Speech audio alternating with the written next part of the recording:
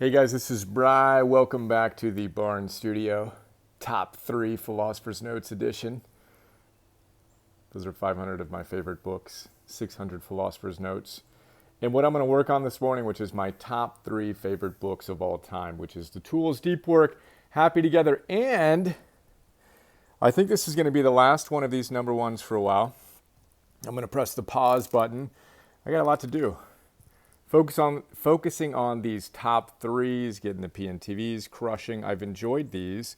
And it's taken a little bit more of my energy and focus than I'm willing to give it, soul force wise. So I'm going to focus on what's truly most important now. Pause button shall be pressed is the current plan until around the end of the year. I think I'll come back with these number ones. We'll see.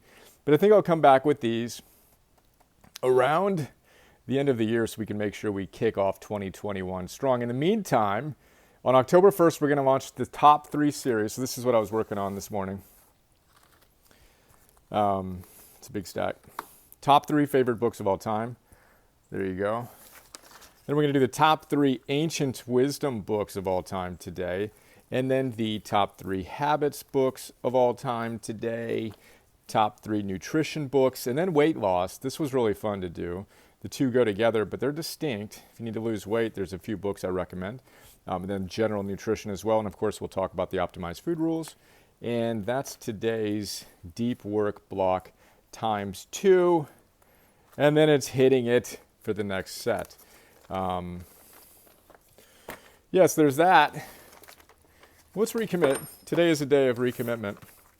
Today is day 1. Yes, sir, it is. I hereby recommit to practicing my philosophy. Today that means soul force, energy, focus on what's important now. And I will share a quote from Self-Reliance. So you know I'm all about consistency. Pride myself on my consistency.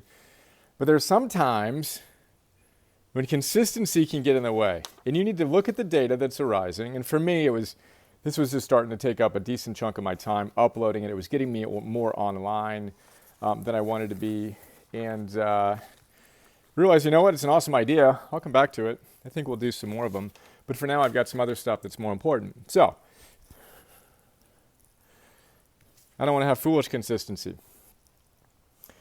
Now, I once raised some money in my last business from a billionaire and his family. And we pivoted in our business, right? And I can't remember if we pivoted or I was thinking about pivoting. But he was, again, this is a billionaire. He literally recited this entire quote by memory, right? This part of it. And again, this is Ralph Waldo Emerson. We named our son Emerson after Ralph Waldo Emerson. His essay, Self-Reliance, is going to show up somewhere in our top 3. It's so good. If you haven't read it yet, go read it. Trust thyself. Every heart vibrates to that iron string. But you got to know, for nonconformity, society will whip you with its displeasure. 150 years ago, Emerson was telling us, do not be well adjusted to a profoundly sick society, a la Krishnamurti that we come back to all the time. Right? Then he talks about this hobgoblins of small minds. He says, a foolish consistency, emphasis on foolish versus wise. There are times to be consistent. There are times to be willing to move. He says, a foolish consistency is the hobgoblin of little minds, adored by little statesmen and philosophers and divines. With consistency, a great soul has simply nothing to do. He may as well concern himself with his shadow on the wall.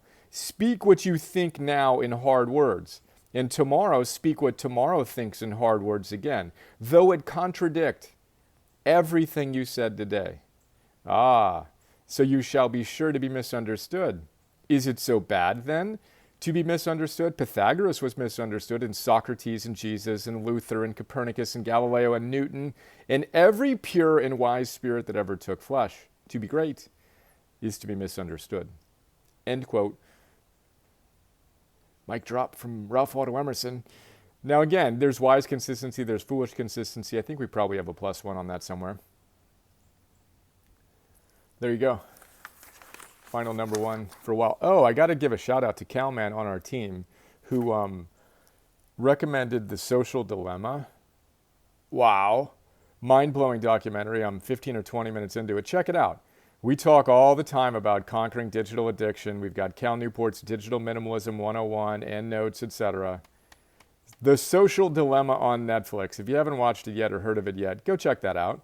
It's actually one of the inspirations for me, is I'm spending just a little bit more time than I want to spend online, which is chipping away at what's really important to me now. So I'm going dark again. Boom, phone's going to stay in the closet. I'm using it right now. I never used to use it.